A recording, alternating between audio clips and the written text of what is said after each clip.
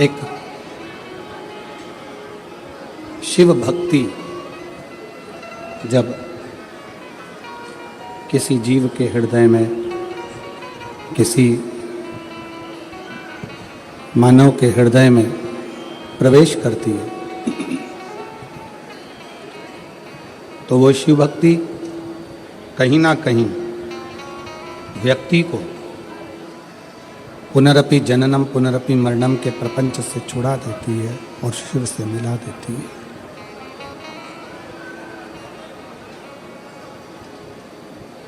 एक छोटी सी भी शिव भक्ति,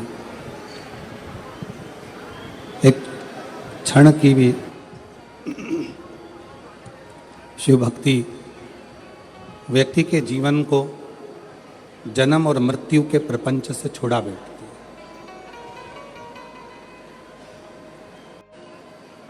है। जगत गुरु शंकराचार्य जी ने भी अपनी वाणी में यही कहा है कि भजन वो किया जाए जिससे हमारा जन्म और मरण का प्रपंच छूट जाए।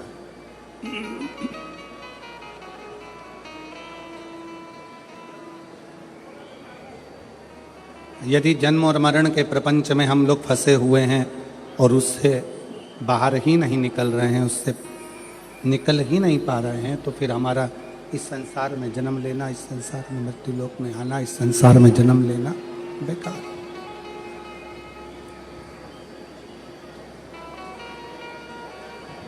आप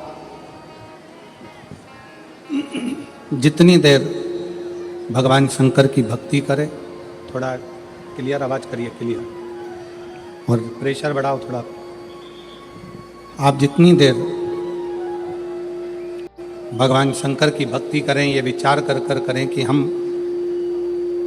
जन्म और मृत्यु के इस प्रपंच से छूट जाए।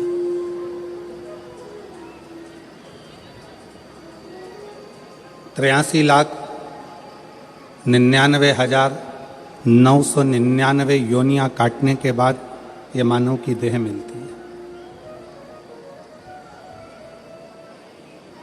और ये 84 लाखवें नंबर की है।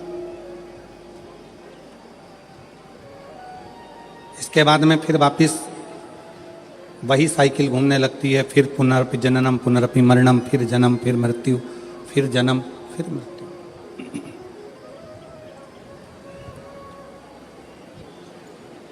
और कितनी बार जन्म लेंगे, कितनी बार हम मृत्यु लोक में, कितनी बार हम मृत्यु लोक में जन्म लेंगे, कितनी बार हम मरेंगे, फिर जन्म लेंगे, फिर मरेंगे, कितनी बार।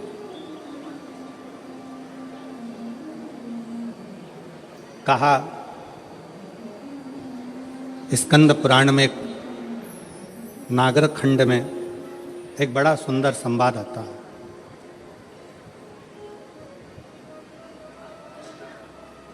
कात्यायन ऋषि का।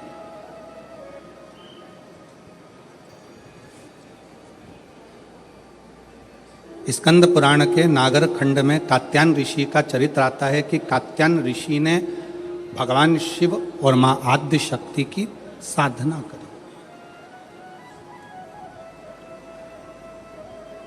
पूछा कि यह साधना करने का कारण क्या है, क्यों कर रहे हैं, किस लिए। आप यदि कथा में जा रहे हो तो लोग आपसे पूछेंगे क्यों जा रहे हो, किस लिए, वहां क्यों जाना, किस लिए जाना, किस कारण। आप दवाई खा रहे हो तो लोग पूछेंगे दवाई किस लिए खा रहे हो, क्यों खा रहे हो, क्या कारण है, क्यों खाई है, किस लिए।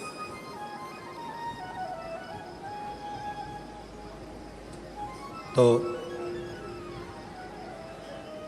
स्कंद पुराण का नागर खंड कहता है कि कात्यायन ऋषि भगवान शंकर की और मां आद्य शक्ति की आराधना कर रहे हैं, दोनों की। पूछा,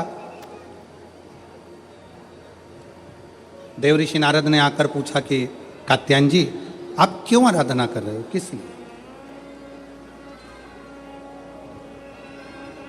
तुम्हारे आराधना करने का कारण क्या है, तुम्हारे भजन करने का कारण क्या है, तुम्हारे स्मरण करने का कारण क्या है, तुम्हारी भक्ति करने का कारण क्या है। तुम्हारा नाम जाप करने का कारण क्या है, तुम्हारा भगवत नाम लेने का कारण क्या है, किस कारण से कर।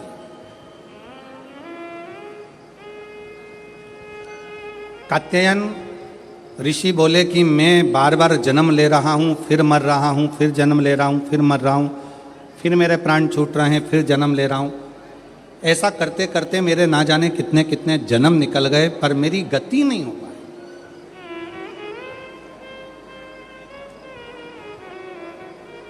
कितने जन्म निकल गए, कितने। और मेरी शाहदा की जीजियों, मेरे शाहदा के जीजाओं, मेरी बेटियों बेटाओं, मेरी माताओं, मेरे भाई, मेरी बहनों,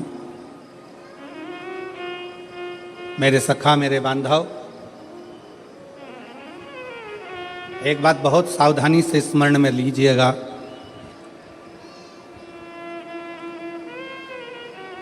अगर आपके दिल में शिव महापुराण की कथा सुनने की उमंग, तुम्हारे दिल में भगवान शंकर की कथा सुनने का उत्साह, तुम्हारे दिल में भगवान शंकर की कथा में पहुंचने की उमंग, उत्साह अगर तुम्हारे दिल में आया है, तो समझ लेना कि अब हम बार बार जन्म नहीं लेंगे और बार बार मृत्यु के प्रपंच में नहीं पड़ेंगे।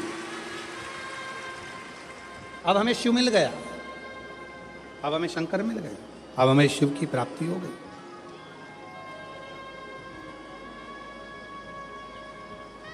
प्यार किसको कहते हैं, प्रेम किसको कहते हैं? प्रेम की परिभाषा क्या है? प्रेम किसको कहते हैं? कि जिससे मिलने के लिए उत्साह बढ़ता जा, उमंग बढ़ती जा, दिल में तमन्ना, उत्साह, उमंग बढ़ती चली जाए। वो एक लाइन आप लोग गुनगुनाते हो ना, कि तुझसे मिलने के लिए तेरी कसम, तुझसे मिलने के लिए तेरी कसम, एक मुलाकात जरूरी है सनम, एक मुलाकात। बाबा से मिलन के लिए, उस परमात्मा से मिलने के लिए, उस परमात्मा के दर्शन के प्रति, उसकी कथा के प्रति, उसके भजन के प्रति, के मिलने के प्रति। मेरी बहनें जितनी बैठी हैं, मेरी जीजियां जितनी बैठी हैं, मेरे जीजा जितने बैठे हैं, मेरे भाई जितने बैठे हैं, मेरी माताएं, मेरे बंधु जितने बैठे हैं, आप अपने घर में थे, पहले दिन की कथा सुनने के लिए आप आ गए। पहले दिन इतना भीड़ हो गया, इतना भीड़ हो गया, गाड़ी बहुत दूर खड़ी हो गई, धूप भी बहुत तेज, पैदल चल चल के आप अपनी गाड़ी तक पहुँचे, ट्रैफिक में फंस गए, घर पहुँच गए। अब आपने सोचा कि अब एक काम करूंगी, मैं तो टीवी पर कथा सुन लूंगी, कल नहीं जाऊंगी। पर जैसे ही कल हुआ और वापिस तुम्हारे मन में नी, 5 दिन की तो कथा है, चाहे कुछ भी हो जाए मैं तो जाऊंगी, चाहे कुछ नहीं। फिर उमंग, अब इतना ट्रैफिक में फंस गए हो, इतनी भीड़ में फंस गए हो, इतना बैठने के लिए, अगर 1 बजे कथा चालू हो रही है तो तुम कम से कम ना करते हो। ये पीछे वाले पंडाल वाले तो रात रात भर से इंतजार करते हैं, तब इनको दोपहर में 1 बजे कथा मिलती है। पर जो आगे बैठे हैं पंडाल में, मेरा मन कहता है, विश्वास कहता है कि आप लोग भी 1 बजे के पहले कम से कम 10-11 बजे तो आते होगे। बोलो सही है कि गलत है? 11 बजे 10 बजे तो पहुंचते होगे कि हमको जाना है, आगे बैठना है, जाना है, आगे बैठना है। अब तुम अगर सोचते कि हमने 1 दिन की कथा सुन ली, बाकी के दिन टीवी पे सुनेंगे, अगर घर पर पहुंचने के बाद दूसरे दिन की फिर ललकता जाग जाए, दूसरे फिर दिन की फिर तमन्ना जाग जाए, तो समझ लेना कि शंकर से स्नेह बढ़ गया है, पिता से प्रेम बढ़ गया है, और पिता से मिलने की ललकता बढ़ गई, पिता के प्रति जागरूकता बढ़ गई, पिता की।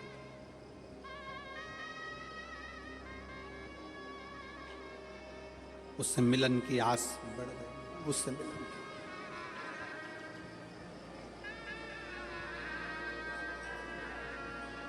आपको मालूम है, लंका का राजा रावण शंकर भगवान के कैलाश पर्वत को क्यों उठा रहा था? किस लिए? उसके रास्ते में जाने में दिक्कत हो रही थी इसलिए। पुष्पक विमान पर बैठकर रावण जा रहा था और कैलाश के ऊपर से विमान उड़ नहीं पा रहा था, तो नीचे आकर खड़ा हो गया और गुस्से में उसने कैलाश पर्वत को उठाना प्रारंभ कर दिया। नहीं।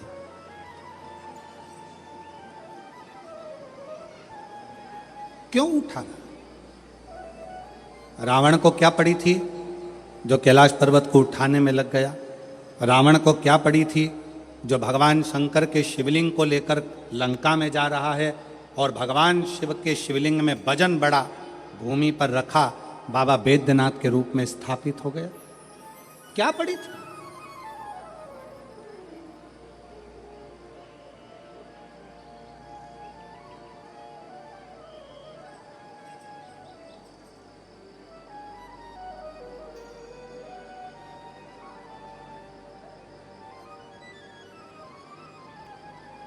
आक्रांताओं ने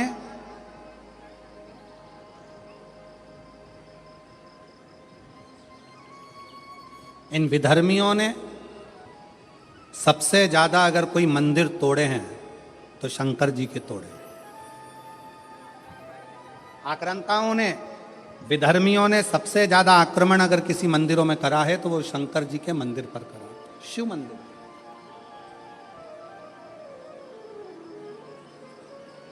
कभी विचार करिएगा,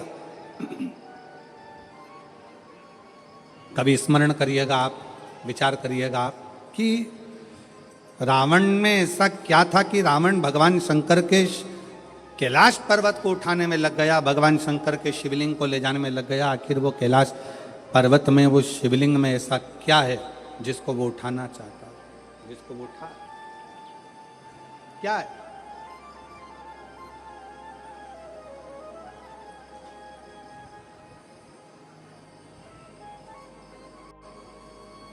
शिव महापुराण की कथा कहती है, रावण ने अपने भाई कुबेर को सताकर कुबेर के सिंहासन को छुड़ा लिया। रावण ने अपने भाई कुबेर को सताकर उसका पुष्पक विमान भी ले लिया, पर रावण कुबेर का सिंहासन उठाकर ले गया। रावण कुबेर का पुष्पक विमान लेकर चले गया, पर रावण कुबेर के सिंहासन पर बैठ नहीं पाया। रावण कुबेर के सिंहासन पर, कुबेर की गादी पर बैठ नहीं सका, बैठ नहीं पाया। देवर्षि नारद निकल कर जा रहे थे, लंकापति रावण को देखा, रावण से पूछा क्या कर रहे हो? रावण कहने लगे कि मेरे को एक बात समझ में नहीं आती कि मैंने सारे इंद्र के सिंहासन को अपना बना लिया, देवताओं के सिंहासन को अपना बना लिया, सारे ग्रहों को अपने अनुकूल कर लिया, पर एक बात समझ में नहीं आती कि ये कुबेर का जो राज्य है, कुबेर का जो सिंहासन है, कुबेर का जो राज्य है, कुबेर का जो सिंहासन है, कुबेर का जो पद है, कुबेर की जो प्रतिष्ठा है, कुबेर का जो वैभव है, कुबेर का जो धन है, रावण कहता है ये मुझे कैसे प्राप्त हो? उसको मैं पाऊं कैसे? वो मुझे मिले कैसे? वो मुझे प्राप्त कैसे हो? देवऋषि नारद ने कहा, देवऋषि नारद बोले कि रावण, क्या तुमको मालूम है कि कुबेर की सत्ता, वैभव, लक्ष्मी, धन, संपदा कहां पर है? रावण ने पूछा, आप बताओ नारद जी की वो सत्ता, वो वैभव, वो पद, वो प्रतिष्ठा कहां है? देवऋषि नारद के मुख से निकल गया कि जो कैलाश पर्वत है, जिस पर्वत पर भगवान शंकर विराजमान होते हैं, उस पर्वत के ठीक नीचे कुबेर का पद, कुबेर की प्रतिष्ठा, कुबेर का वैभव, कुबेर की लक्ष्मी, कुबेर का धन, सब कैलाश पर्वत के नीचे।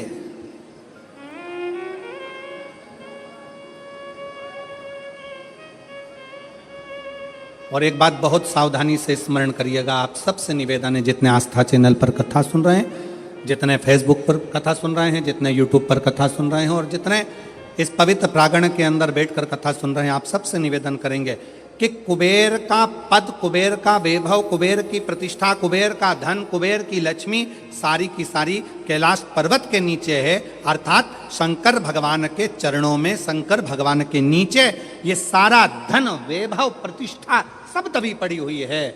इसलिए लंका का राजा रावण मालूम पड़ने पर कैलाश पर्वत को उठाने लगा कि इसके नीचे से मैं लक्ष्मी को, वैभव को, धन को छुड़ा लूंगा, खींच लूंगा।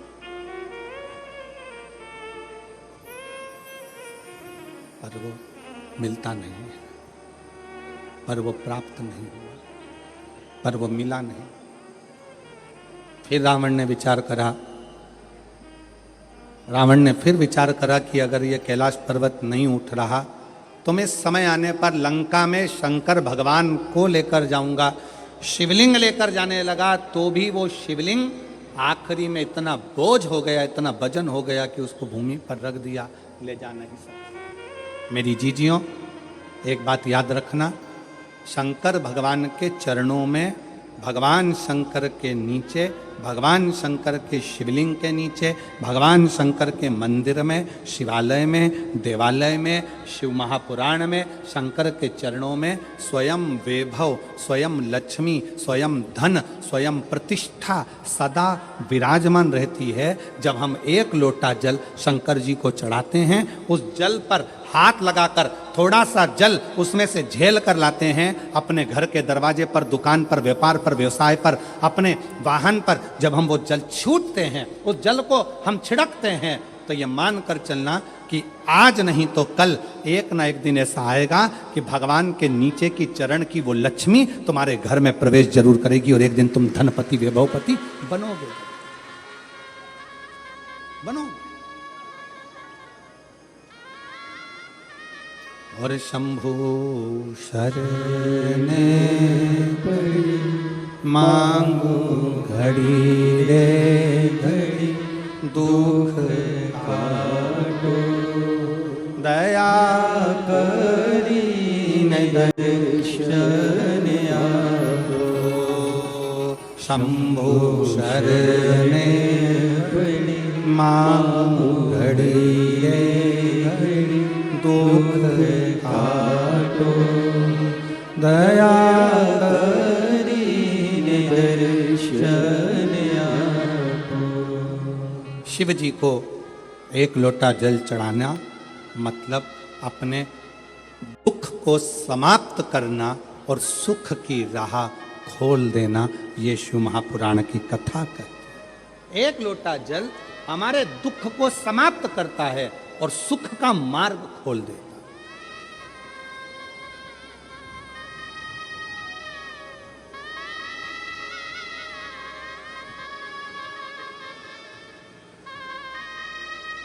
जितने लोग यहां आज लगभग 5 लाख से ऊपर शिव भक्त यहां पर बैठे हुए हैं।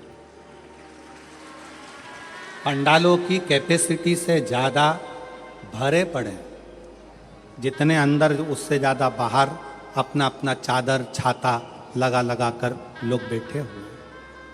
कुछ गाड़ी के अंदर बैठकर कोई कहीं, कोई पेड़ों की छाँव में, कोई बिल्डिंगों की छाँव में, जहाँ तहाँ लोग बैठे।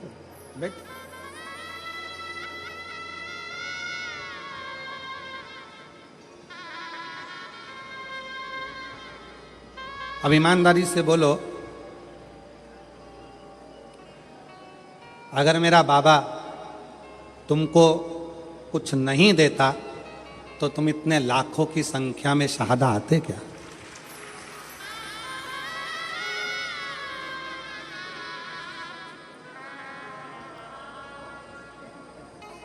खाली ना जाता कोई दर से तुम्हारे, खाली ना जाता कोई दर से तुम्हारे।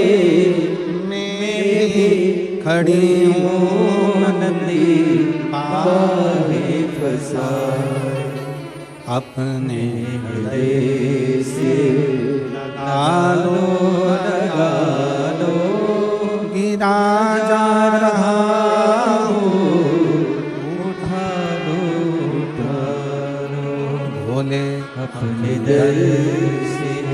अब तो न टालो, गिरिजा रही हो, उठा लो, उठा भोले अपने से, अब तो न टालो, गिरिजा रहा हो, उठा लो, उठा लो। अगर भगवान भोलेनाथ नहीं देते तो यहाँ कौन आता, कौन आता? कृपा की ना होती जो आदत तुम्हारी, तो सुनी ही रहती अदालत तुम्हारी। जो गरीबों के दिल में जगह तुम ना पाते, तो किस दिल में होती इबादत तुम्हारी। ये तुम्हारी ही कृपा है, तुम्हारी।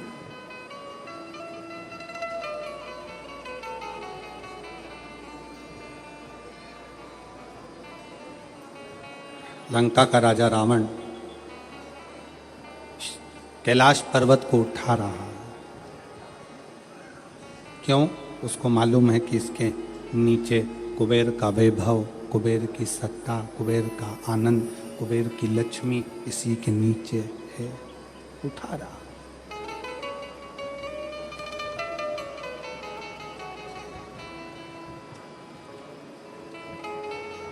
उठा नहीं कैलाश पर्वत, हिला नहीं कैलाश पर्वत, उठ ही नहीं पाया कैलाश पर्वत, नहीं। फिर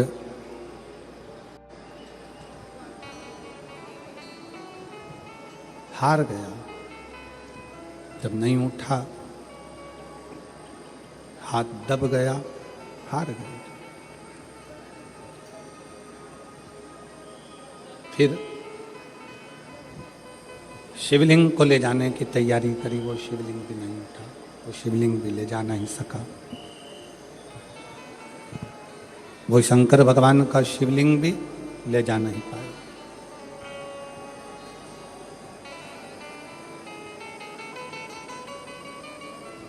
इन हाथों की रकीलें अगर गलत हैं,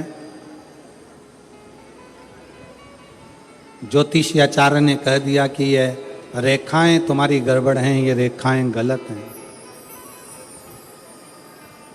तो इन हाथों में जल का भरा हुआ एक लोटा पकड़ाओ, इस हाथों से शिव जी को जल चढ़ाना प्रारंभ करो, इन हाथों से शिव मंदिर में सफाई करना प्रारंभ करो।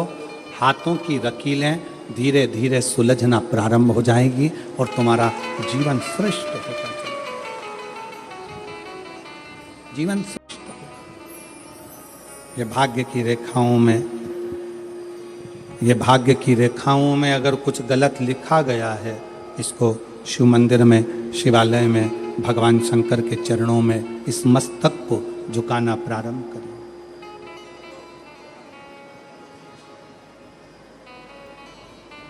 सुलझना प्रारंभ।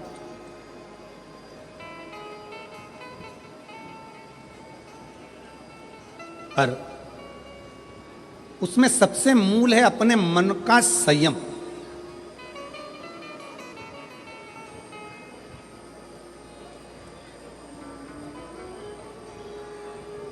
अपने मन का संयम। एक प्रश्न आपसे करेंगे, उत्तर दीजिएगा। एक तरफ शैतान है, राक्षस है, और दूसरी तरफ समुद्र है। आपसे कहा जाए कि इन दोनों में से एक को चुन लीजिए।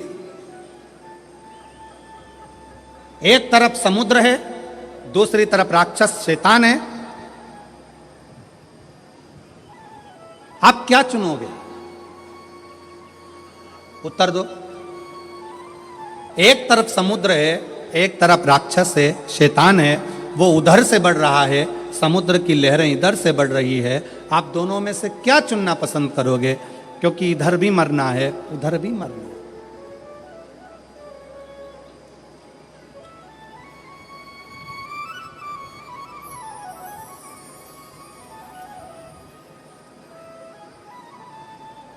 क्या चुनोगे?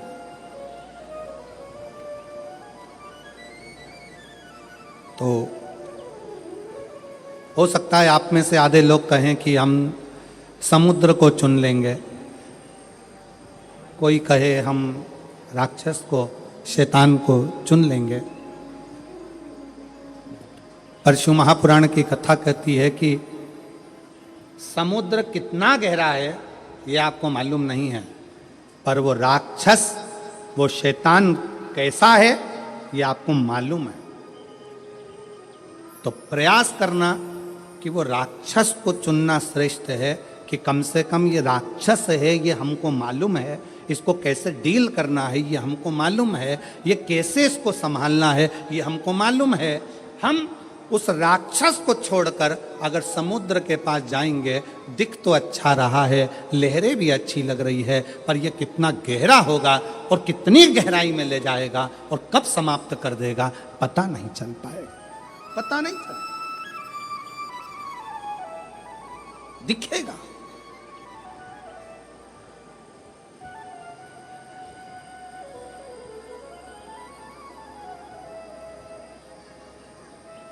एक बहुत अच्छी कथा आती है। एक गांव का व्यक्ति अपना गांव छोड़ रहा है। क्यों? उसकी फैक्ट्री थी, बिक गई, उसका व्यापार था, बंद हो गया, परिवार वाले भी उसको चोट दे दी, परेशान कर दिया।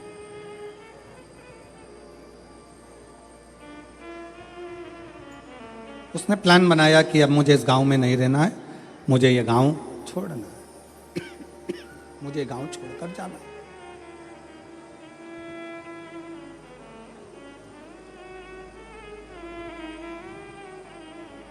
पूरा फैक्ट्री बेच दिया, घर बेच दिया, जमीन बेच दी, सब कुछ बेचकर धन एकत्रित करा, घोड़े पर बैठ गया, घोड़े पर बैठकर और सब बेचकर परेशान होकर वहां से चल दिया।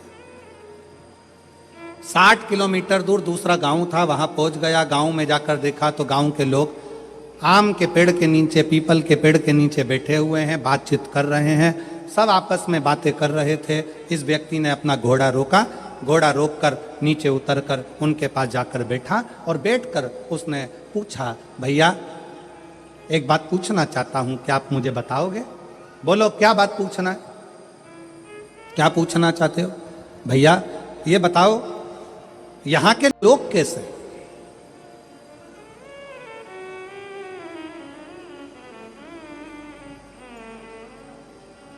गांव के लोगों ने पूछा तुम कहां से आए हो? उसने कहा मैं अपने गांव से आया हूं, यहां से 60-70 किलोमीटर दूर से। मेरा सारा अब वो गांव मैंने छोड़ दिया है और मैं सोच रहा हूं कि कोई गांव में जाकर बसना है, मुझे किसी गांव में जाकर रहना मुझे। तुम बताओ यहां के लोग कैसे, इस गांव के लोग कैसे? तो गांव के लोगों ने पूछा कि तुम हमसे पूछ रहे हो कि यहाँ के लोग कैसे हैं, पहले तुम बताओ कि तुम जो अपना गांव छोड़कर आए हो वहां के लोग कैसे थे?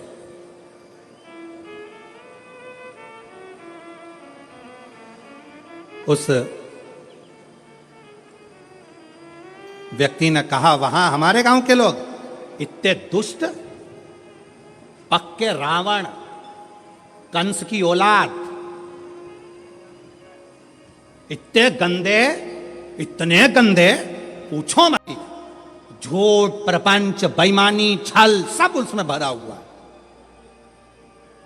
अच्छा हाँ, अब आप बताओ आपके गांव के लोग कैसे हैं?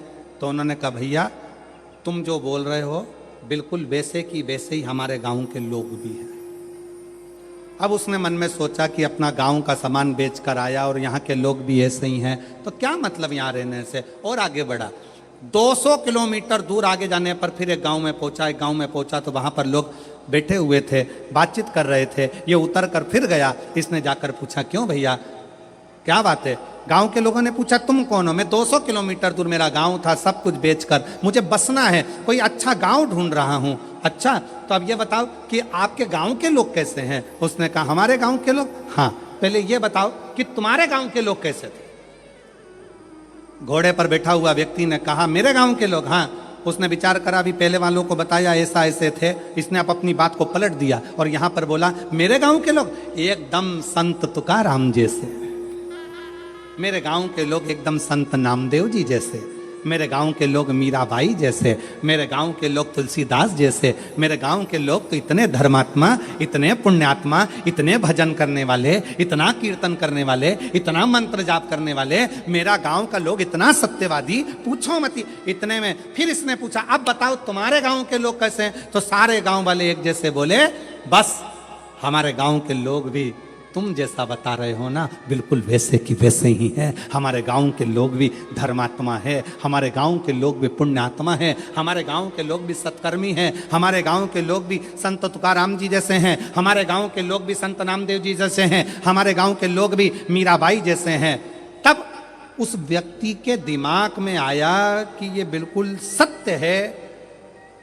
आप कितने भी गांव बदल लो, आप अपनी कितने भी घर बदल लो, आप अपने रिश्तेदार को छोड़कर दूसरे शहर में जाकर बस जाओ, तुम जैसे होगे वैसे ही दुनिया के लोग मिलेंगे। आप अच्छे हो तो दुनिया अच्छी मिलेगी।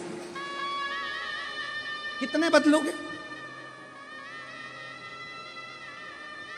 शहादा छोड़ा पूना चले गए, पूना छोड़ा मालेगांव चले गए, मालेगांव छोड़ा लातूर चले गए, लातूर छोड़ा नागपुर चले गए, नागपुर छोड़ा मुंबई चले गए, और वहां पर भी जाकर के हम तो जैसे थे, हमारे गांव के लोग जैसे पहले थे, जैसे हमारे आसपास के लोग ईर्ष्या रखते थे, जैसे हमारे गांव के लोग वैसा करते थे, वैसे की वैसे यहां मिल रहा है। उसका कारण क्या है?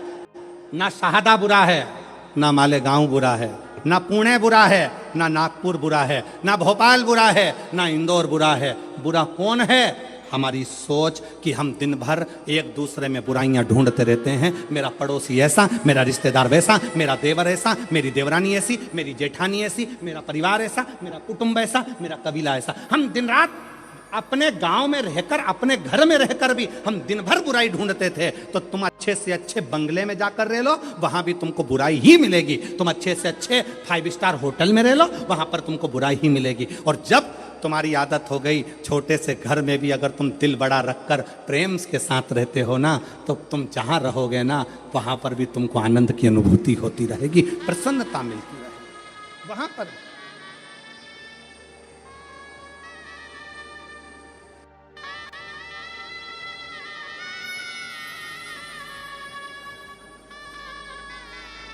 वो कहते, जो जैसी भावना लाया वो वैसा ही फल पाया, जो जैसी भावना लाया वो वैसा ही फल पाया। नहीं खाली उसे लौटाया, वो मन ही मन हर्षाया।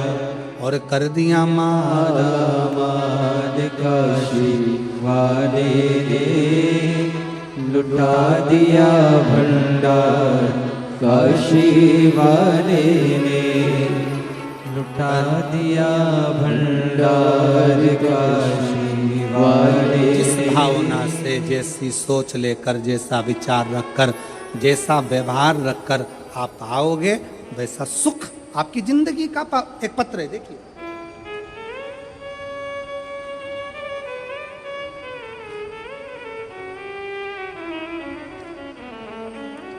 मेरा नाम ललिता परमेश्वर पाटोले, मैं नासिक महाराष्ट्र से हूँ। मेरा मोबाइल नंबर ये है। मेरा नाम ललिता परमेश्वर पाटोले, मैं नासिक महाराष्ट्र से हूँ। मेरा मोबाइल नंबर ये है। कहीं बैठी हों तो हाथ हिला सकती हैं, और अगर कहीं बैठी हों तो बेलपत्र लेने के लिए आ सकती हैं। बाबा, मेरे पति, पत्र को आप लोग एलईडी पर पढ़ सकते हैं, कहीं एलईडी उन पर पत्र चल रहा है, एलईडी पर पत्र पढ़ सकते हैं। बाबा, मेरे पति आर्मी से रिटायर हैं, वे अब रिक्शा चलाते हैं और पढ़ाई भी करते हैं। आर्मी से रिटायर होने के बाद मेरे पति रिक्शा चलाते हैं और पढ़ाई भी करते हैं। 2023 को नासिक में कथा चल रही थी, जब दादा बाबू भूसे ने उस पवित्र कथा का लाभ हमको दिया था। हम लोग नासिक के उस पवित्र कथा को सुन रहे थे। मेरे पति आपको नहीं मानते थे, ना मेरे पति आपको जानते थे, ना मानते थे। गुरुदेव, उनका विश्वास नहीं था, क्योंकि मिलिट्री में सर्विस करते थे, जैसी सोच थी वैसे अनुकूल बोलेगा।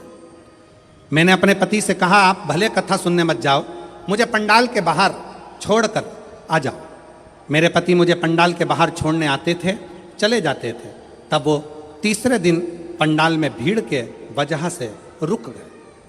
उन्होंने कहा भीड़ ज़्यादा है, वापस लेने कैसे आऊँगा? तो उन्होंने गाड़ी खड़ी कर कर तीसरे दिन की कथा में पंडाल में ही रुक गए। पंडाल में रुके।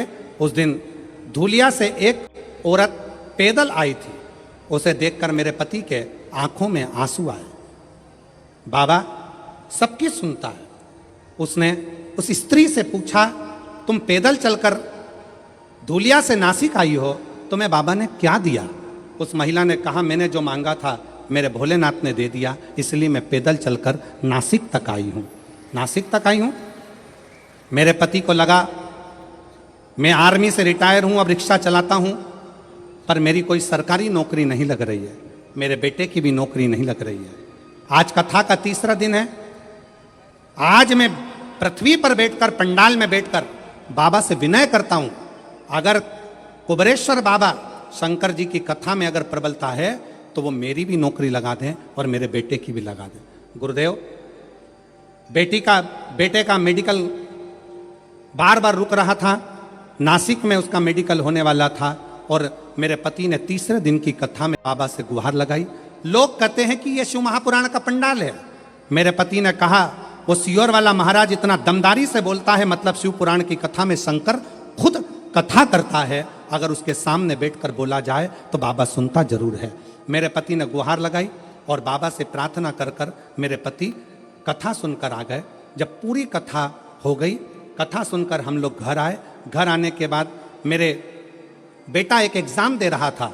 एग्ज़ाम का रिजल्ट जिस दिन हम घर पर आए शाम को, उसी दिन बेटे का शाम को फ़ोन आ गया कि पिताजी मेरा सिलेक्शन आर्मी में हो गया, बाबा की कृपा से मैं सिलेक्ट हो गया। गुरुदेव, आर्मी में तो सिलेक्ट हो गया। मेरे पति बोले एक बार सीहोर जाना है, वहाँ पर जाकर बाबा से अर्जी लगाना है। कथा सुनी।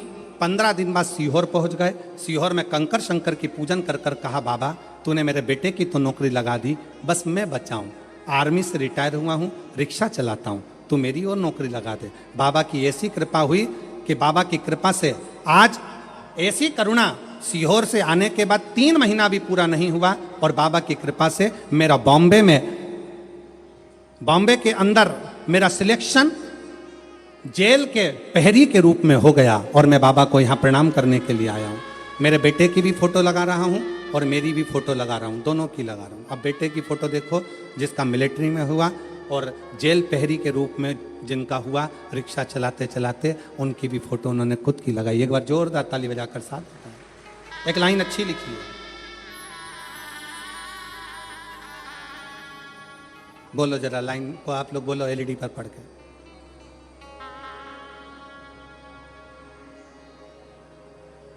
बोलो बोलो जरा, टीवी पर देख के बोलो।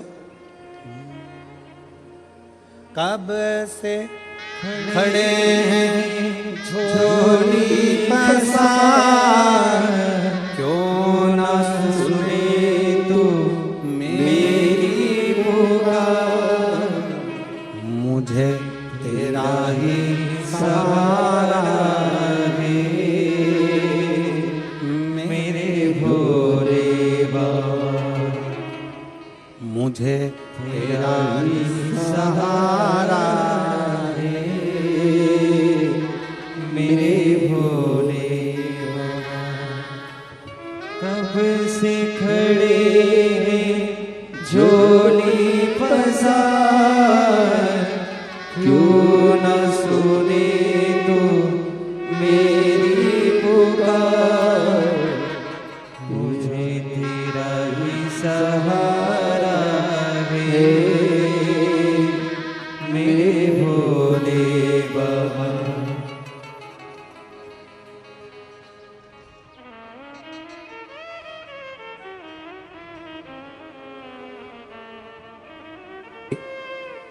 पुनः वापिस नौकरी लगी, बेटे की भी नौकरी लगी। एक बार जोरदार ताली बजाकर स्वागत करिए। और मुझे तेरा ही सहारा है मेरे भोले बाबा, मैंने तुझे ही पुकारा है मेरे भोले बाबा। दिल से उसको, कल कथा में कहा था दुनिया की निगाह में ये केवल कथा का पंडाल है।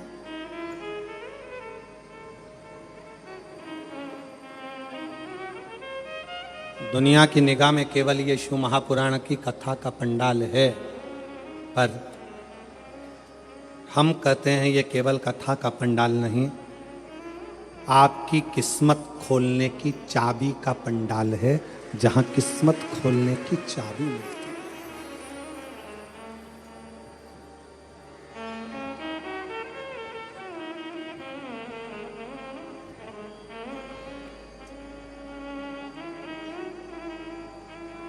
और मुझे तेरा ही सहारा है मेरे भोले बाबा। शंकर भगवान के शिवलिंग के नीचे का स्थान कुबेर का होता है, शंकर भगवान के कैलाश के नीचे का स्थान कुबेर की लक्ष्मी का होता है।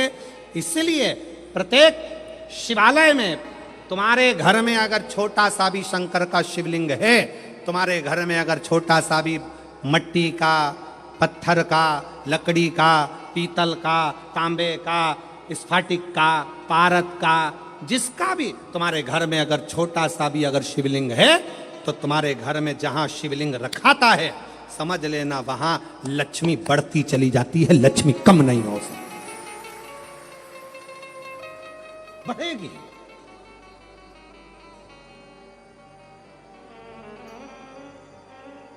बस दो चीजों का स्मरण रखिए, एक अपने खानदान का, दूसरे अपने खान पान का।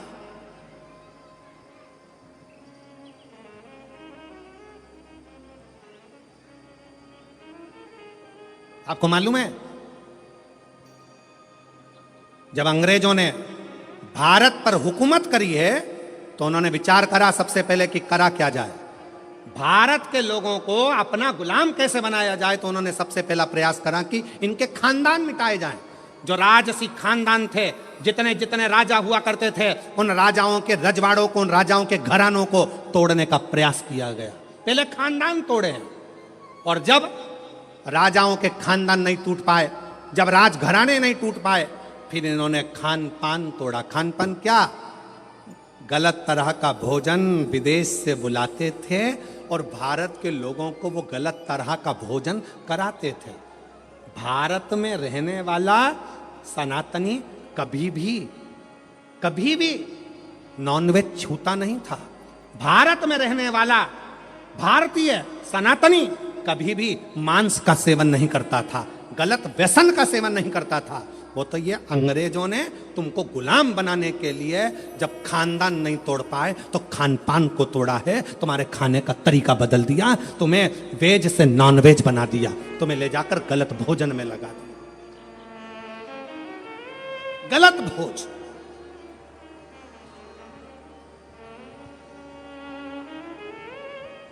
क्यों इतनी बीमारियां पनप रही हैं?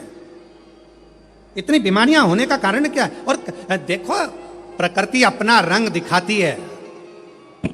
जिन जिन देशों में जिंदा जिंदा जीवों को तलकर तड़फा कर मारते हैं, उन देशों की हालत आज देख लो कि ऐसा भूकंप आया कि बिल्डिंग धांती चली गई, और कितने लाख, कितने लोग उस बिल्डिंग में दब दब के मर गए। लोगों को मालूम तक नहीं है कि कितने मर गए, कितने मरे।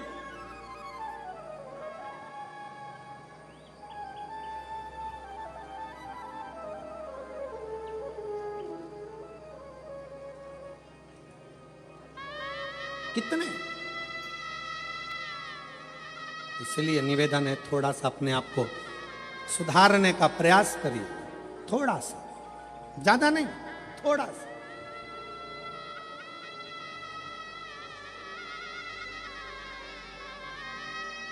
जो गलती हो गई, अभी तक जो गलती कर ली, उस गलती को अब छोड़ने का प्रयास करो। मदिरा के नशे में हो, मदिरा छोड़ने का प्रयास करो। गलत भोजन के चक्कर में हो, छोड़ने का प्रयास करो।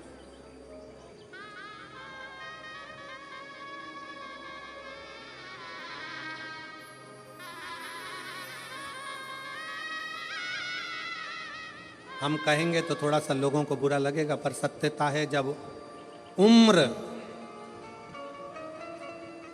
और कमर, उम्र और कमर जब 40 की हो जाए या 40 से पार हो जाए तो भोजन मत बढ़ाओ, भजन बढ़ाओ, भोजन को कम करते जाओ।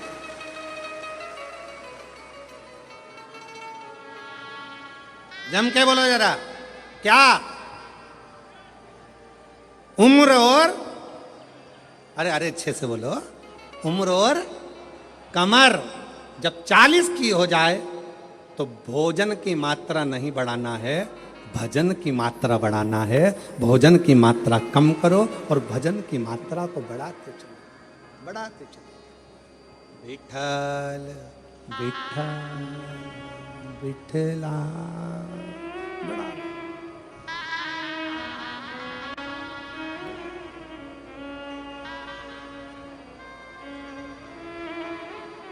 बढ़ाओ जितना बन सके। श्री शिवाय नमस्तुभ्यं, श्री शिवाय नमस्तुभ्यं, श्री शिवाय नमस्तुभ्यं, श्री शिवाय नमस्तुभ्यं। भजन की मात्रा को बढ़ाना, प्राण को, भोजन को कम कर दो, गलत भोजन कम कर दो, व्यसन कम कर दो। गलत विचार कम कर दो, गलत सोच कम कर दो।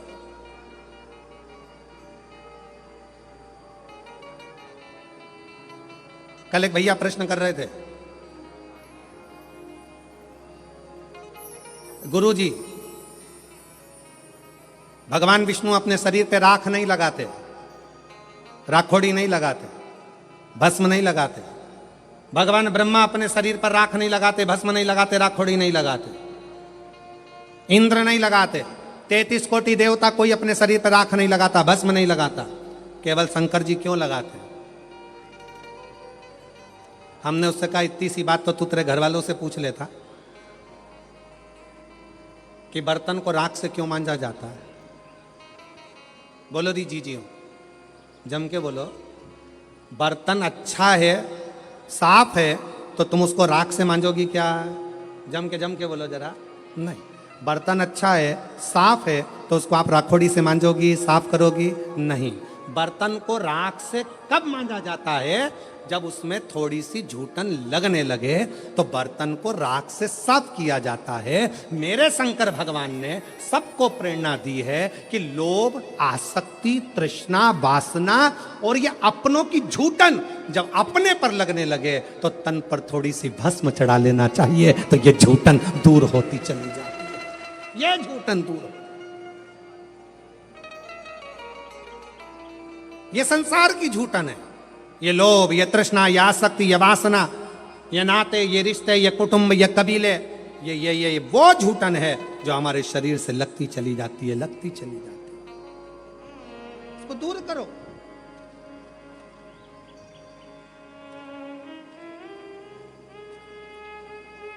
अच्छा अच्छा ट्यूब लगाओगे ना, क्रीम, अच्छा अच्छा खूब सारा सारा पाउडर, क्रीम, और वो नीले कलर का ऐसा, और लाइन, और फिर उसमें डब्बा, फिर वो माला के वो धागा, एक नहीं दो, और फिर वो दो धागा ऐसा घुमा के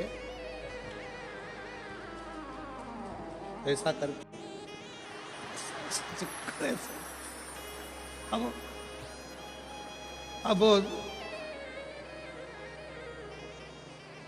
अब तुमने जितना क्रीम लगाया है, तुमने जितना स्नो लगाया है, तुमने जितना पाउडर लगाया है, ईमानदारी से बोलो, इतना क्रीम पाउडर लगा के तो लोग तुम्हारे पास में आएंगे ही आएंगे। बोलो सही है कि गलत है?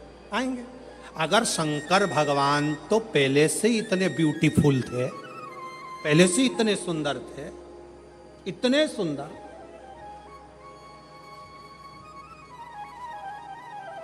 वो कहते हैं ना भोलेनाथ ब्यूटी फूल।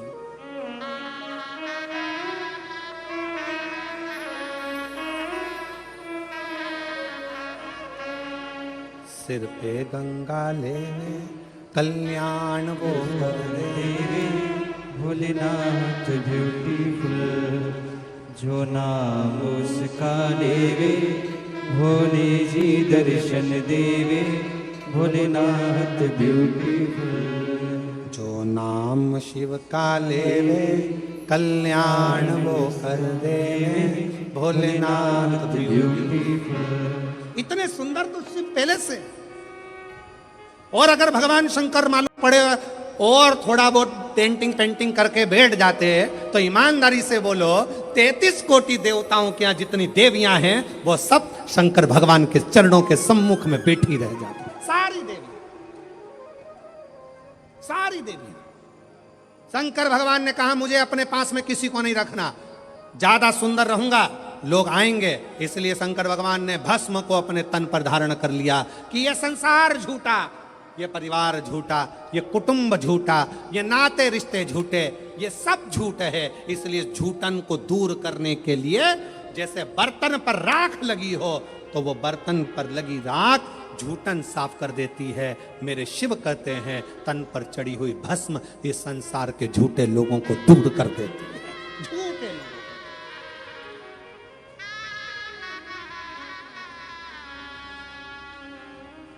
जो नाम शिव का ले कल्याण जी दर्शन देवे, भोलेनाथ ब्यूटीफुल।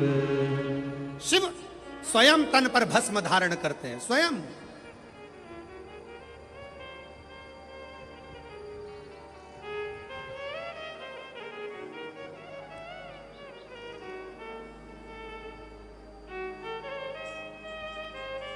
अगर कोई तुमसे कहे शंकर जी का भजन करने वाले को शंकर भगवान विरक्त बना देते हैं, कोई तुमसे कहे शंकर जी के भजन करने वाले को शंकर भगवान अकेला दूर एकांत में ले जाकर बिठा देते हैं, तो सब झूठ समझना। शंकर भगवान स्वयं भजन करते हैं तो पार्वती को पास में रखते हैं, शंकर भगवान स्वयं भजन करते हैं तो गणेश जी को पास रखते हैं, शंकर भगवान स्वयं भजन करते हैं तो कार्तिकेय को पास करते हैं। 33 कोटि देवताओं में कोई एक देवता ऐसा बता दो जो अपनी पत्नी, अपने बच्चे, अपने रिश्ते, अपने नाते सबको साथ रखते हो। केवल एक शंकर भगवान हैं जो अपनी बहुओं को रिद्धि सिद्धि को भी साथ रखते हैं, जो अपने पोते अमोद प्रमोद को साथ रखते हैं, जो अपनी बेटी अशोक सुंदरी को साथ रखते हैं, जो अपनी बेटी जया विषहरा शामरी बारी दौतली देव उसको साथ रखते हैं। कोई एक देवता बता दो जो अपने पूरे रिश्तेदार के साथ अपने मंदिर में रहता हो। केवल एक शंकर भगवान जो अपने रिश्तेदार तो रिश्तेदार नंदी को भी अपने मंदिर में जगह देकर रखते हैं कि तू मेरे साथ में। केवल एक शिव है, शिव के सिवा कोई। शंकर भगवान कभी विरक्ति नहीं देते, शंकर भगवान परिवार को जोड़ देते हैं, शंकर भगवान कभी तुमको कष्ट नहीं देते, शंकर भगवान कष्टों से दूर कर देते हैं। दुनिया की ऐसी कौन सी बीमारी है जिसका इलाज शंकर की भक्ति ना कर पाई। एक पत्र है देखिए,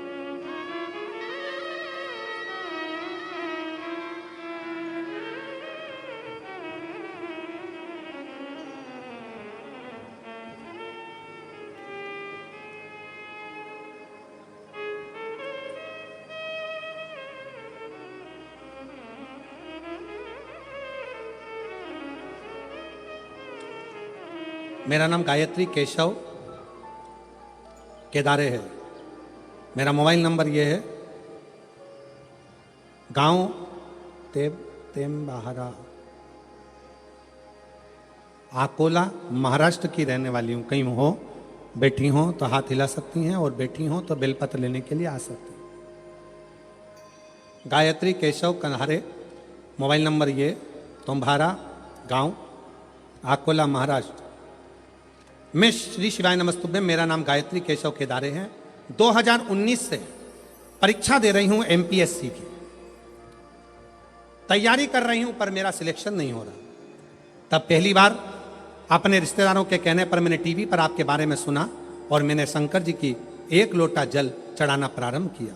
रोज मंदिर जाती, बाबा को जल चढ़ाती, रोज जल चढ़ा कर आती।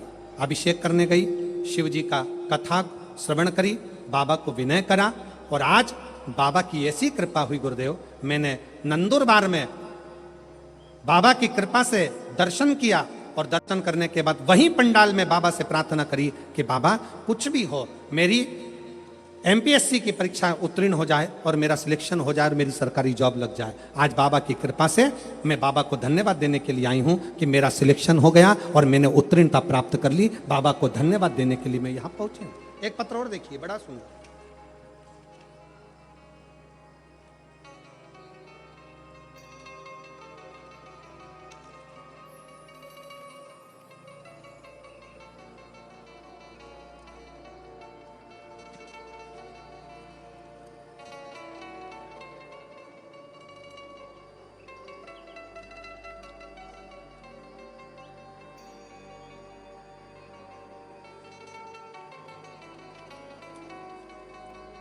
मेरा नाम मंगला मणिलाल चौधरी है। मैं एड्रेस जरा आप लोग पढ़ लिया करो। मैं तहाड़ी तहसील शाहदा, जिला नंदुरबार में रहती हूँ। मेरा मोबाइल नंबर ये है। मुझे गर्भाशय में कैंसर की बीमारी सितंबर 2024 में थी। मैंने शुरुआत में नासिक के ट्रीटमेंट भी लिया, ऑपरेशन भी किया, फिर बाद में पूना का ट्रीटमेंट ली। मुझे बहुत तकलीफ होती थी। मैंने आपकी कथा के बारे में सुना। कैंसर कम नहीं हो रहा था, कैंसर बढ़ रहा था। तब कथा के बारे में सुना और भोले बाबा के ऊपर उनकी शरण में जाना प्रारंभ करा, क्योंकि आप कहते हो सारी समस्या का हल 1 लोटा जल, सारी समस्याएं मिट जाती है। तो मैंने ऑपरेशन से पहले जब दूसरा ऑपरेशन की बारी आई, तब नासिक में शिवालय में जाकर भोले बाबा को श्रद्धापूर्वक भोलेनाथ जी के ऊपर जाकर जल चढ़ाया। उनको बीमारी का इलाज करेंगे बाबा, आप ही मेरा ऑपरेशन करोगे और आप ही संभालोगे। बाबा से विनय करा, रुद्राक्ष का जल शिव जी को चढ़ाकर पीना प्रारंभ किया। बाबा की ऐसी कृपा हुई, अब भोले बाबा की कृपा से मैं कैंसर की बीमारी से मुक्त हो गई हूं और मेरा रिपोर्ट भी नील में आ गया है। मैं बाबा को यहां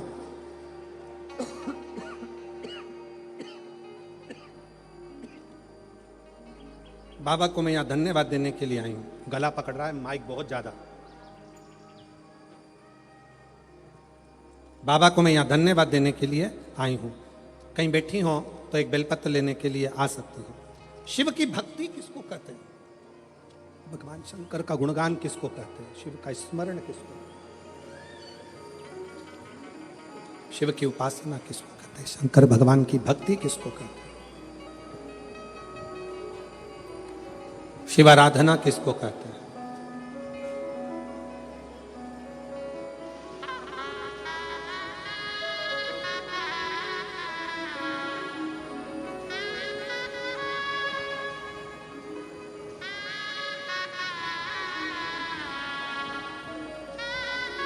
आप जब भगवान शंकर को हृदय से, भाव से पुकारोगे, दिल से,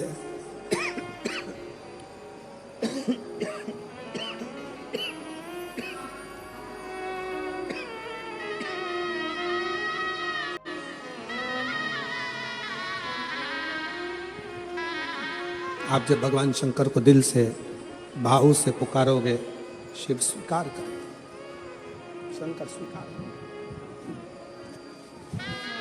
केवल एक विश्वास के साथ, एक भरोसे के साथ, एक दृढ़ता के साथ शिव की स्तुति करिए, शंकर के भजन करिए, शंकर का स्मरण करिए।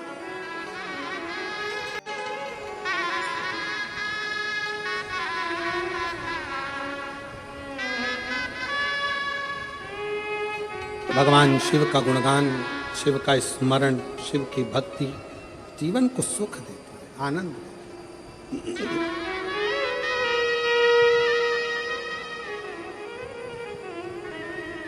कोई कहे आपसे कि शंकर भगवान विरक्ति दे देते हैं, नहीं,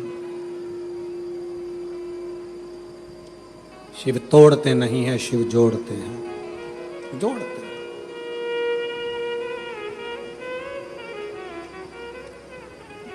भगवान शंकर तोड़ने का काम नहीं करते, जोड़ने का काम करते, जोड़ते।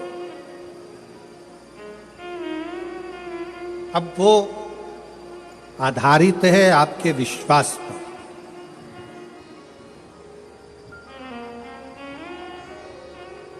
वो आधारित है आपके भरोसे पर, वो आधारित है आपकी दृढ़ता पर।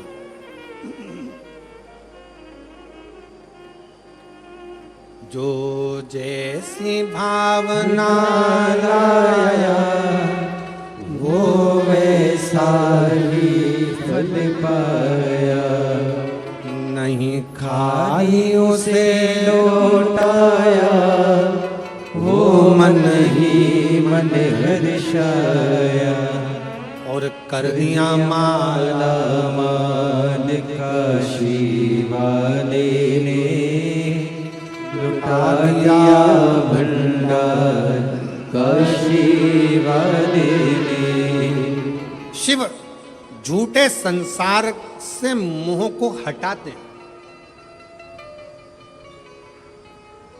कोई ने कहा शंकर भगवान विरक्ति देते, किससे विरक्ति?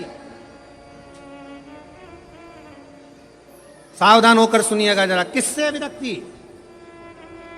शंकर भगवान आपको किससे दूर करेंगे? जो आपका अहित चाहता, जो दिखने में तो आपके करीब में होगा, जो दिखने में तो आपके नजदीक में होगा, दिखने में तो आपसे प्रेम स्नेह की वाणी बोलेगा, बात करेगा, पर अंदर ही अंदर वो आपसे ईर्ष्या कर रहा होगा। ऐसे ईर्ष्या करने वाले से मेरा शिव तुम्हें दूर करता चलेगा। आजा दूर की कथा कह रही है, शिव महापुराण वर्णन कर रही है।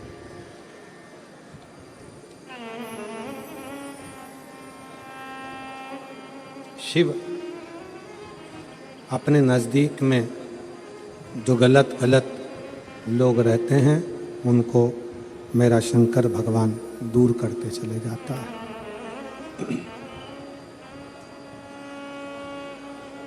कात्यायन ऋषि शिव और पार्वती की तप साधना कर रहे हैं। स्कंद पुराण का नागरखंड कहता है, स्कंद पुराण का नागरखंड कह रहा है शंकर पार्वती की तप साधना स्वयं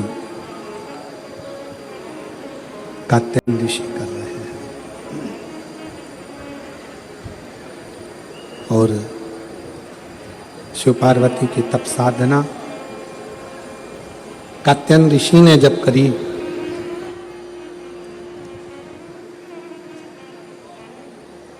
माता पार्वती और भगवान शंकर दोनों ने कात्यायन ऋषि को दर्शन दिया।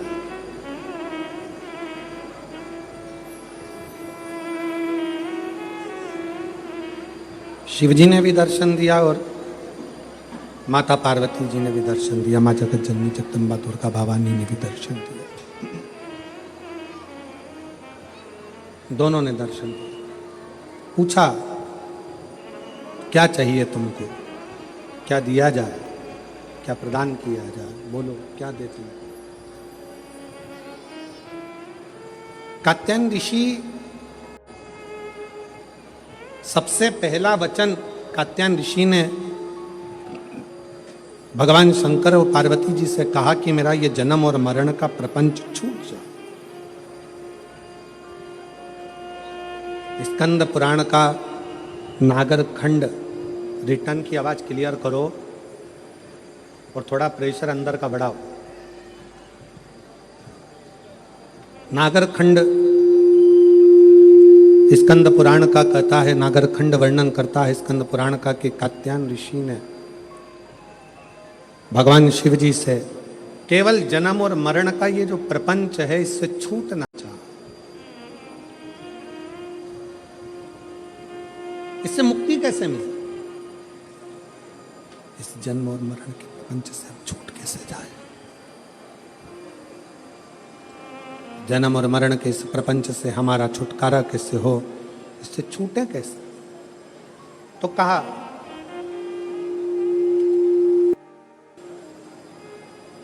जब किसी व्यक्ति के घर में एक बेटी का जन्म होता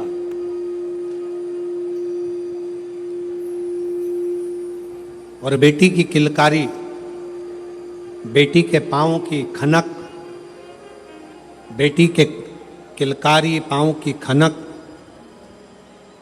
बेटी के चरण जब किसी के घर के अंदर आते हैं और यदि शिव कृपा से, भगवान की करुणा से, भगवान की दया से माता पिता उस बेटी की परवरिश कर कर उसका कन्यादान अगर कर देते हैं तो उस माता पिता का भी अगला जन्म नहीं होता, वो इस जन्म और मृत्यु के प्रपंच से छूट गए। अब इससे सरल क्या हो सकता है, जरा विचार करिएगा जरा। बहुत सावधानी से इस कथा का स्मरण करिएगा, बहुत ध्यान से सुनिएगा कि बड़े बड़े तपस्वी तप करने जा रहे हैं, साधना वाले साधना करने जा रहे हैं, उपासना वाले उपासना करने जा रहे हैं, व्रत वालों ने व्रत रखा, साधना वालों ने साधना करी, तपस्या वालों ने तपस्या करी, और कंदराओं में बैठकर कोई संत बन गया, कोई साधु बन गया, कोई तपस्वी बन गया, कोई साधक बन गया, कोई उपासक बन गया। किस लिए? कि हम जन्म और मरण के प्रपंच से छूट जाएं।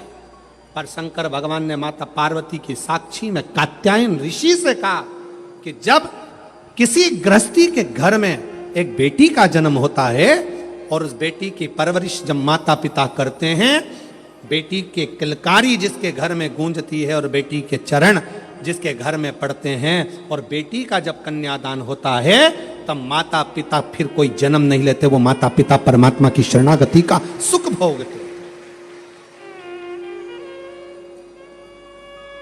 अब इसमें सबसे ज्यादा जरूरी चीज कौन सी है?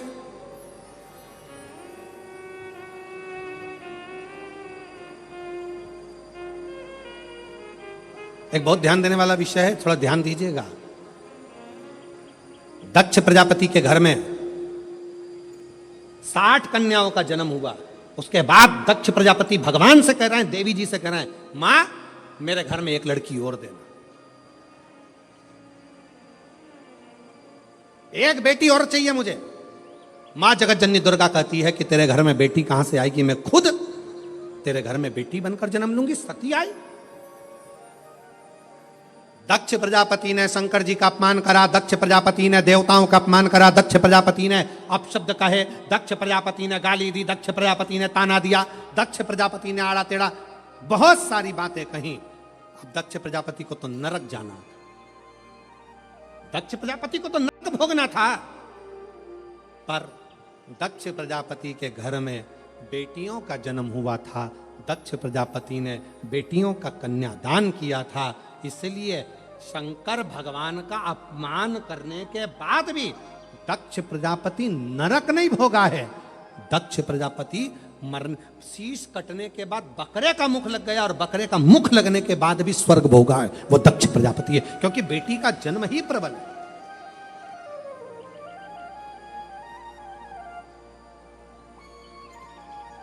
महाराज, सुखी वो नहीं जिनके घर में धन की पेटी है, सुखी वो नहीं जिनके घर में धन की पेटी है, सुखी वो हैं जिनके घर में मुस्कुराती बहू और बेटी है।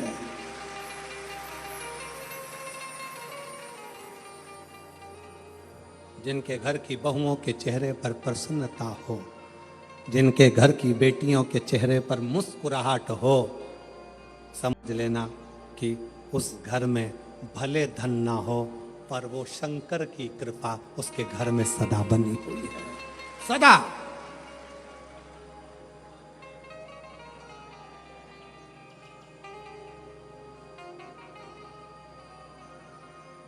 नवरात्रि चल रहे हैं, माँ जगत जननी जगदम्बा से प्रार्थना करा करो कि तू मेरे घर में एक बार जरूर आना। माँ प्रत्येक घर के अंदर एक बेटी का जन्म जरूर होना चाहिए। माँ और बाप को दूसरा जन्म नहीं लेना पड़ेगा, वो भगवान शंकर के धाम में खूब आनंद के साथ कैलाश पर बैकुंठ में स्वर्ग के सिंहासन पर बैठेगा। स्वर्ग सिंहासन मैं माननीय विधायक महोदय श्री राजेश दादा पांडवी जी को जब पहले दिन की कथा में पांडवी जी आए, बेटी उनके साथ में थी, पूजन कर रही थी बेटी भी, देखकर मुझे बहुत खुशी, बहुत ऐसा लग रहा था जैसे शंकर भगवान अशोक सुंदरी के साथ बैठकर आराधना कर रहे हों, शिव की स्तुति कर रहे हैं। मैं पांडवी जी को इसका लिए धन्यवाद देता हूं, साधु का, साधु प्रसन्न हुई। बेटे के जन्म पर जितने नगाड़े बजवाते हो उससे दुगना नगाड़ा बेटी के जन्म पर बजवाना। क्यों? बेटे का जन्म हुआ है तो दूसरी बार जन्म तुम्हें पृथ्वी पर लेना पड़ेगा, वापिस आना पड़ेगा और अपना कर्म का भोग भोगना पड़ेगा, फिर जन्म लेना पड़ेगा। पर घर में अगर एक बेटी का भी जन्म हो गया तो दूसरी बार जन्म नहीं लेना पड़ेगा, इसलिए ज्यादा नगाड़े बजवाना कि अब मेरा आखिरी जन्म है, अब जन्म नहीं लूंगी। अगर बेटी का घर में जन्म हो गया तो अब जन्म नहीं लूंगी। बहारो फूल बरसा मेरे घर बेटी आई है, मेरे घर बेटी आई है। फिर से जन्म नहीं पाऊं, मेरे घर बेटी आई है, मेरे घर बेटी आई है। हिमालय राज के घर में जब पार्वती जी का जन्म हुआ, कहते हैं दुनिया के यहाँ पर जन्मदिन की पार्टी एक दिन की होती हो, दुनिया के यहाँ जन्मदिन की पार्टी 2 दिन की होती हो, 2 महीने की होती हो, 4 महीने की होती हो, हर साल जन्मदिन पे होती हो।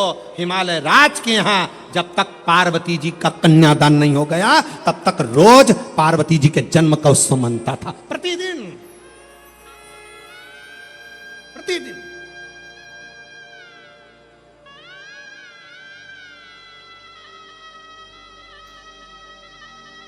पार्वती जी के जन्म का उत्सव रोज मनता था हिमालय राज के घर, रोज।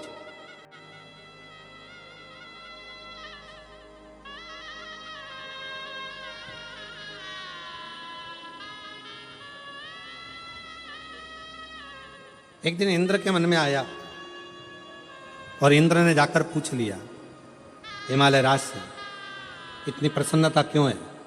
हिमालय राज ने कहा, बड़ी प्रसन्नता का विषय यह है कि आज मेरे घर में बेटी का जन्म हुआ है।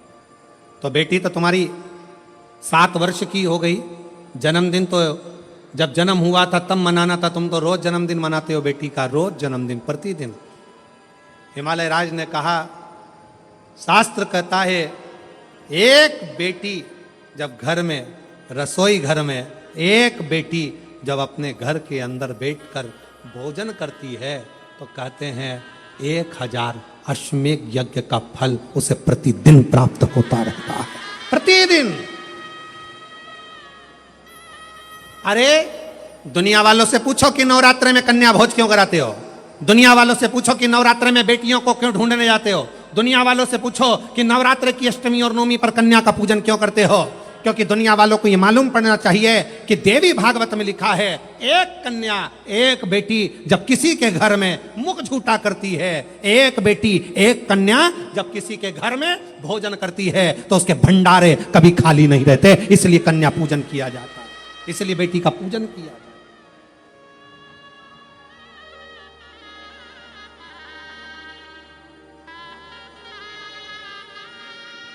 और आज के जमाने में लोग मंदिर में जाकर भगवान से कहते हैं, भगवान, ओ भगवान, हमारे घर में एक बेटा दे दो, एक बेटा। और बाजू में खड़ी हुई लक्ष्मी जी नारायण जी से बाजू में खसक के बोलती है, कितना मूर्ख है, बेटा मांग रहा है और रोज मंदिर में आकर कहती लक्ष्मी दे दो, और बहू को चाहिए क्या, जम के बोलो बेटा, और रोज मांगती क्या है, बोलो लक्ष्मी। तो एक काम कर, बेटा दे दो, लक्ष्मी मत देना, लक्ष्मी मत देना। अब अपन भी देखें कि बेटे से काम चल जाए क्या। और मालूम पड़े बेटा हो गया 32 साल का, माँ के पूरे बाल सफेद उड़ गए, सफेद। उनसे पूछो काय का टेंशन, इसको कोई लक्ष्मी नहीं मिल रही है, इसकी शादी, इसको कोई मिल गई, इसकी शादी कर। लक्ष्मी जी से कहा आप जाओ ना, इसके घर में शादी करना है बेटे की, कोई लक्ष्मी। तो इसने मांगा ही था कि मेरे को बेटा दे दो, बेटा दे दो, लक्ष्मी नहीं मांगी थी, बेटा मांगा था। तो कोई तो इसके घर में शादी करेगा। तो कहाँ करेगी, आएगी।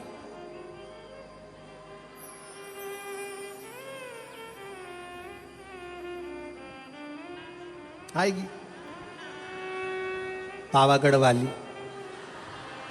आएगी।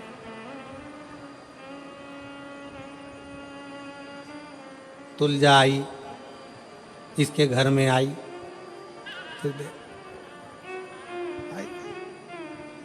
फिर सवेरे शाम सास रोज आरती गाएगी, अम्बे तू है जगदम्बे काली, जय दुर्गे शहादा वाली, तेरे ही गुण गाए भारती। हो मैया हम सब उतारे तेरी आरती। तेरे घर के सास ससुर पे बीड़ पड़ बड़ी गई है मानी, पति देव पर ऐसे टूटे जैसे सिंह सवारी। अरियो बच्चों को धोने वाली, सुबह शाम चिल्लाने वाली, क्यों चिल्ला चोट करे, देखे फिर कहा ये रोती। अरे मांगा क्या था, अरे खुश होना है। जितने लोग शिव महापुराण की कथा को श्रवण कर रहे हो, तुम्हारे घर में बेटी ने जन्म लिया है, तो खूब नगाड़े बजाकर खुश होना। अगला जन्म नहीं, अगला जन्म शिव के चरण में होगा, शंकर के चरण। छूट गए जन्म और मरण के प्रपंच से, छूट गए।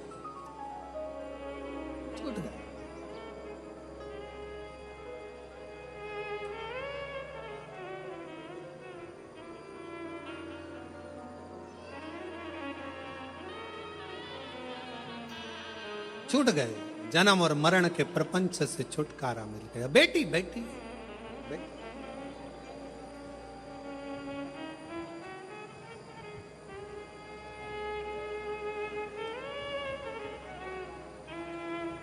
शिव पुराण कर रही है, भगवान शंकर का चरित्र कर रहा है। कात्यायन ऋषि ने पूछा कि मुझे जन्म मरण के प्रपंच से छूटना है, क्या करा जाए। शंकर भगवान ने कहा तुम्हारे घर में अगर बेटी का जन्म होगा, तुम जन्म और मृत्यु के प्रपंच से छूट जाओगे। स्कंद पुराण का नागर खंड कहता है, कात्यायन ऋषि ने मां पार्वती जी से कहा अब कुछ भी हो, मेरे घर में अगर बेटी का जन्म हो तो निवेदन है मां दुर्गा, हे मां आद्यशक्ति, हे मां भवानी, हे मां पार्वती, आप मेरे घर में बेटी के रूप में जन्म लो। और कात्यायन ऋषि के घर में मां कात्यायनी के रूप में जन्म हो गया।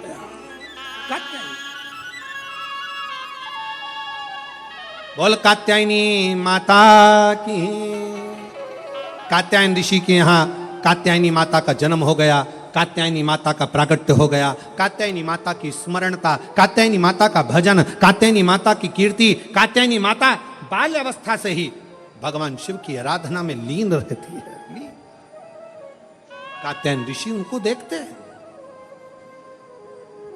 ये कथा 1 तारीख से 5 तारीख तक रही है।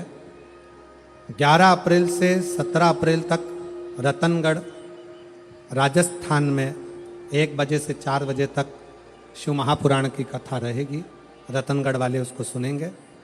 उसी रतनगढ़ के समय पर 11 तारीख से जो कथा चालू हो रही है, उसी में एक दिन 11 अप्रैल को ही ये कथा जो है 1 बजे से 4 बजे तक रहेगी। तो 11 अप्रैल को ही शाम को 6:30 बजे शीतलकुंड बालाजी, डीडवाना, राजस्थान। डीडवाना राजस्थान वालों को मैं बधाई दूंगा कि एक दिन परम पूज्य 1008 संत श्री विष्णु प्रपन्नाचार्य जी महाराज के आशीर्वाद से आपको 1 घंटे की शिव चर्चा डीडवाना वालों को करने के लिए राजस्थान में 11 तारीख को शाम को 6:30 बजे से 7:30 बजे तक शिव चर्चा करने का मौका डीडवाना राजस्थान वालों को एक दिन का 11 अप्रैल का प्राप्त हुआ है। रतनगढ़ में जो कथा है वो 11 अप्रैल से 17 अप्रैल तक चलेगी। उसके बाद में 21 अप्रैल से 27 अप्रैल तक सिंहेश्वर बिहार में रहेगी।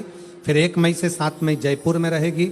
फिर 11 मई से झारखंड में कथा रहेगी। और फिर 21 से 27 मई तक निरंकारी मैदान बुराड़ी दिल्ली में शिव महापुराण की कथा रहेगी। ऐसे कथाओं का क्रम है। बड़े आनंद के साथ आप और हम श्रवण करेंगे। दिल से बाबा को अपने मन का भाव कहिए। सभी लोग साथ में बोलेंगे।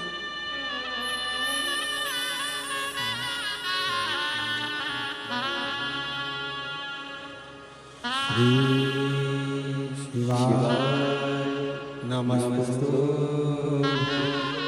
श्री शिवाय नमस्तु। श्री शिवाय नमस्तु। श्री शिवाय नमस्तु। श्री शिवाय नमस्तु। भोला सब दुख काटो ओ भोला सब दुख काटो शिव शंकर जपो तेरी माला भोले बाबा जपो तेरी माला भोला सब दुख काटो ओ भोला सब दुख काटो।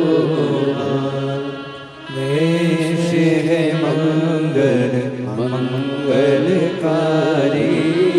देश है मंगल मंगलकारी। शमशान वासी हमारा, शमशान वासी हमारा भोला सब दुख काटो हमारा ओ भोला सब दुख काटो हमारा।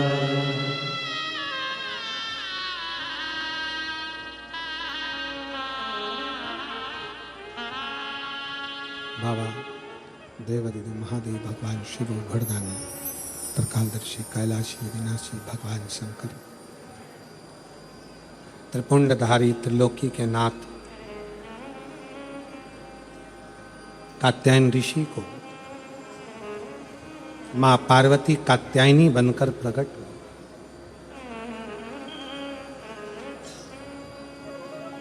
बहुत सारे सूत्र माता कात्यायनी ने संसार सागर के लोगों को दिए हैं। बहुत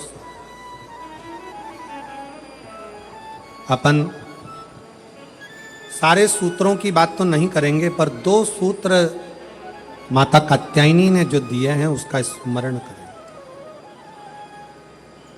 2 सूत्र कहा,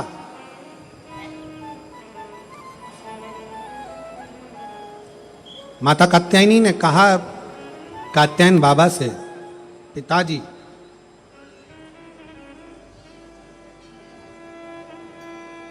एक नारी का जीवन पूर्ण संघर्ष का जीवन होता है, पूर्ण समर्पण का जीवन होता है। पर एक नारी ही ऐसी होती है जो अपने पूरे कुल को संसार सागर से पार उतार सकती है। पर वही नारी यदि परिवार में रहकर अगर भेद करती है तो स्वतः स्वयं अपने आप को भी डुबो लेती है और स्वयं कुल को भी डुबो लेती है।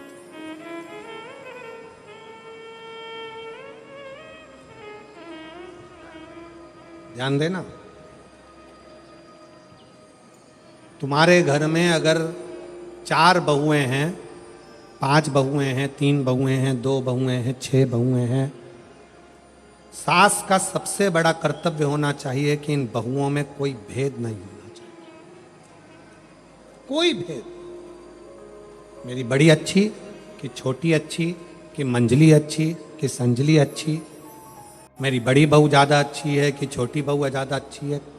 बहुओं को कभी पलड़े में तोलना नहीं है।